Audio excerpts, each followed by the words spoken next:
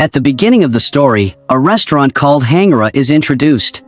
It is essentially an elite dining establishment that caters to the parties and gatherings of the city's wealthy elite. This prestigious restaurant is managed by the story's main character, Paul, a renowned chef. Once someone tastes his exquisite dishes, they are drawn to return for more. Paul was in the dressing room, preparing himself, while his students were busy cooking in the kitchen. Being very punctual and meticulous, Paul expected everything to be ready before the specified time and presented flawlessly. As he emerged from the dressing room, he noticed a knife placed slightly off. He adjusted it to the correct position before beginning to prepare a special dish for an important guest. He selected a high-quality lobster, expertly cut it, and started cooking. After completing the dish, he plated the lobster alongside a bed of rice, pouring a vibrant, special sauce over it. This sauce was one of his secret recipes. When the guest took a piece of the lobster, Paul advised him to pair it with the sauce. Following his suggestion, the guest took a bite and was immediately captivated by the flavor. He continued eating with enthusiasm, as though he had never tasted anything so delicious. Paul observed this with satisfaction, reflecting on Hangara's tagline, "Perfect food is the kind that leaves you hungry for more." The scene then shifts to another main character, Min, who runs her father's old restaurant. The restaurant, a modest and somewhat shabby roadside shop, lacked aesthetic appeal. Despite this, Min dreamed of making a name for herself in the restaurant industry and having people line up to taste her food. She excelled in frying dishes, and her signature offering was a unique noodle recipe taught by her grandmother, which she called crybaby noodles. One day, a young man named Tone visited her restaurant and tried the noodles. Tone, a junior chef at Hangara, immediately recognized Min's talent. Believing she had the potential to work at Hangara, he gave her the restaurant's business card before leaving. Min kept the card. Later, Min's cousins visited her restaurant. While chatting and eating, her cousins shared their struggles in finding jobs, attributing it to their poor financial situation.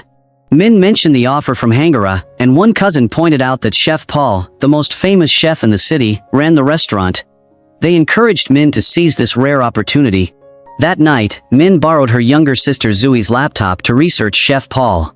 She discovered that he was extremely popular, working with numerous celebrities, and people often queued for pictures with him. Intrigued, Min's interest in joining Hangara grew stronger. She couldn't stop thinking about it and finally contacted Tone, who arranged for her to visit the restaurant. When Min arrived at Hangara, she was amazed by the size and beauty of the kitchen. She explored it in awe until Paul entered. Another chef was also there to audition alongside Min. Paul instructed both of them to cook fried rice in any style they preferred. The other chef presented a visually appealing dish, but Min's presentation was less impressive. However, Paul tasted both dishes and chose Min, dismissing the other chef. The reason for his choice was that Min understood the importance of using properly prepared rice. She explained that soaking rice too long before cooking made it too soft and less enjoyable. Paul then asked Min why she wanted to join Hangara. She replied that she aspired to become a distinguished chef. Paul instructed her to get ready quickly, as they had a birthday party appointment. After changing into her uniform, Min was briefed by Tone, who warned her that Chef Paul had a short temper and would not tolerate mistakes. He added that Paul was quick to fire anyone who failed to meet his high standards.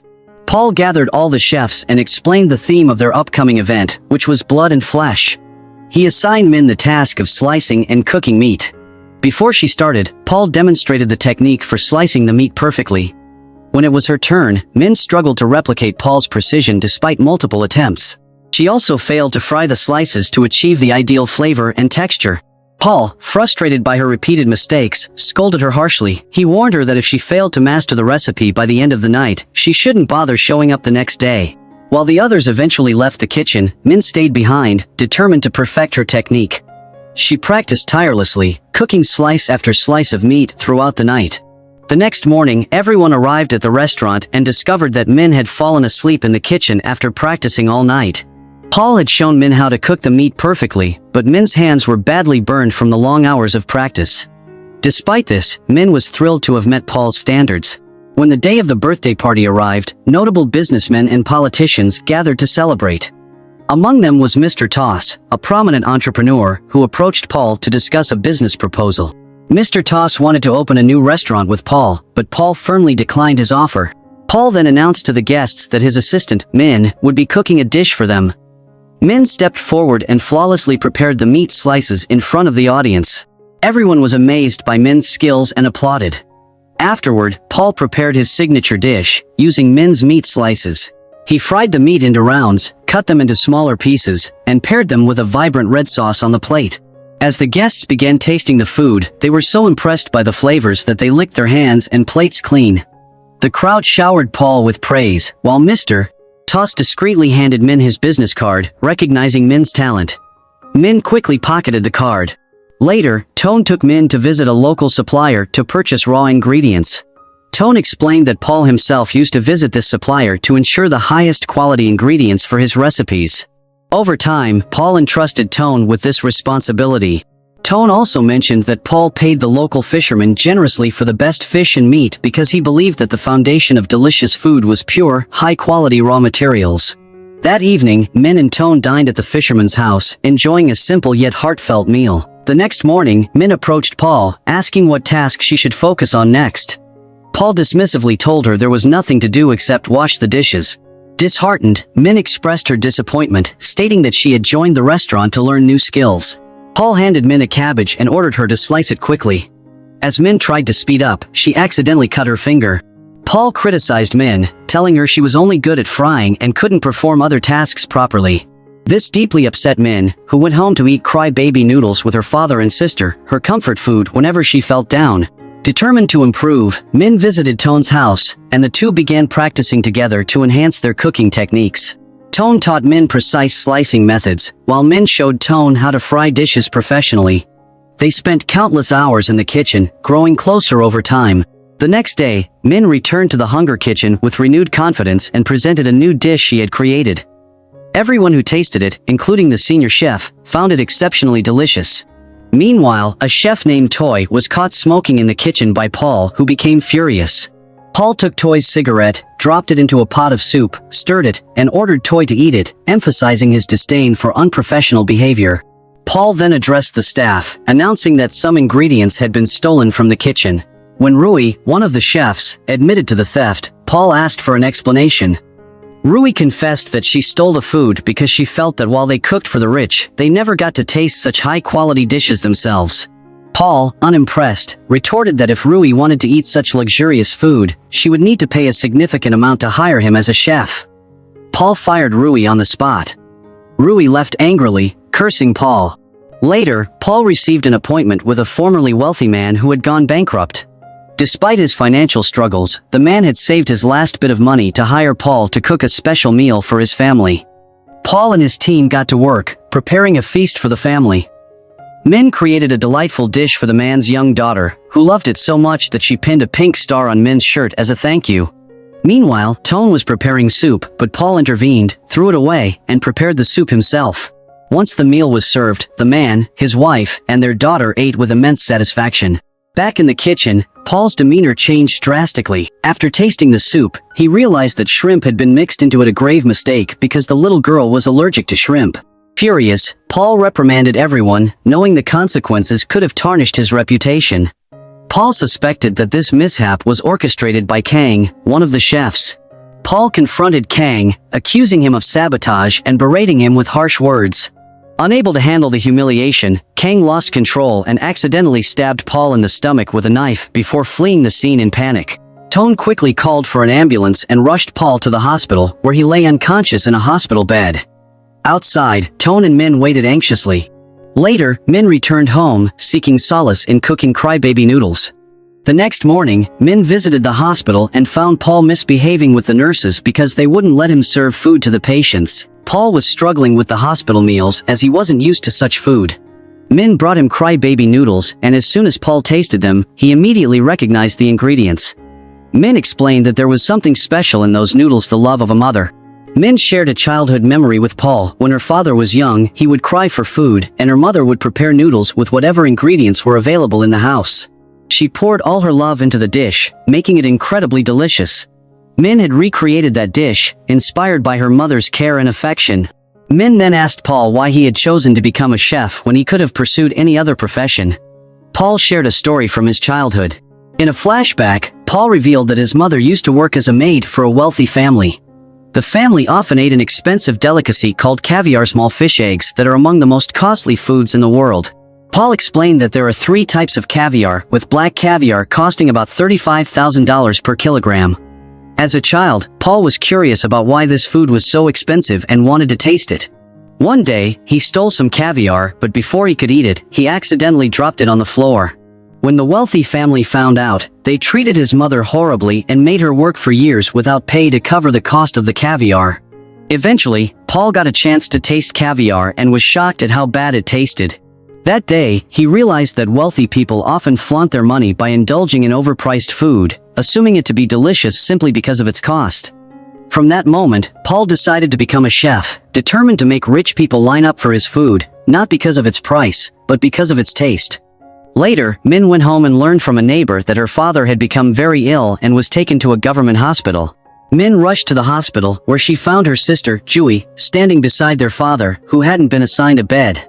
Min argued with the hospital staff and eventually secured a bed for her father. While waiting, Min saw breaking news on the hospital's television.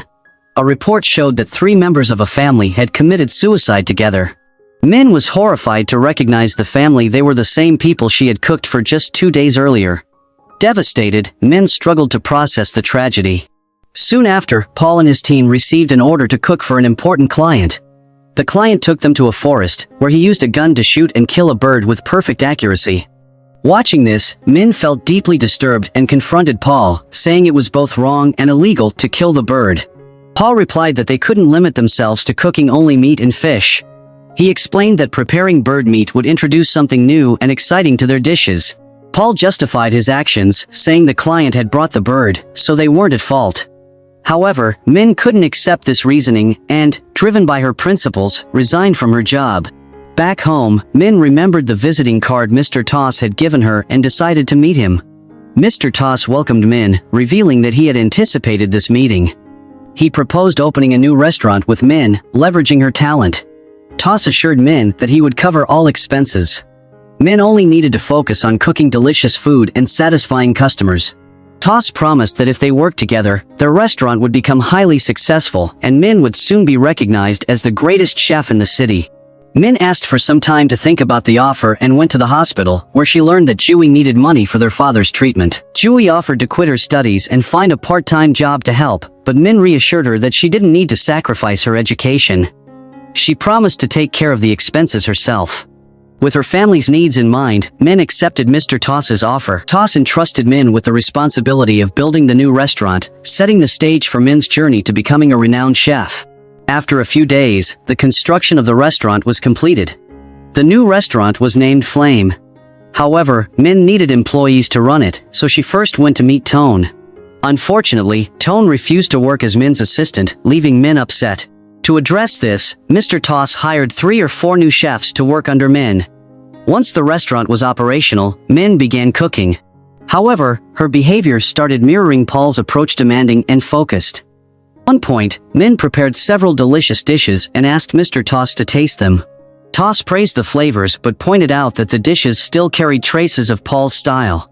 He advised Min to create her own unique identity and focus on the dishes she was naturally talented at cooking.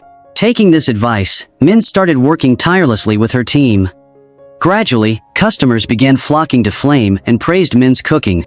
The restaurant quickly became famous, and Min's father, lying in the hospital, saw the success being celebrated on social media. One day, Min visited Tone at his restaurant. Tone no longer worked at Paul's Hunger restaurant and had opened his own place. However, since it wasn't located near a busy road, customers rarely visited. Tone remarked that Min was lucky because Toss had covered all the expenses for Flame. He lamented that he didn't have the same fortune, showing the wounds on his hands as proof of his hard work. Min, angered by Tone's accusations, left, claiming that Mr. Toss hadn't invested in her out of luck. Later, Min approached Toss to discuss Tone. She told Toss that Tone was an excellent chef who needed an investor to help his restaurant succeed.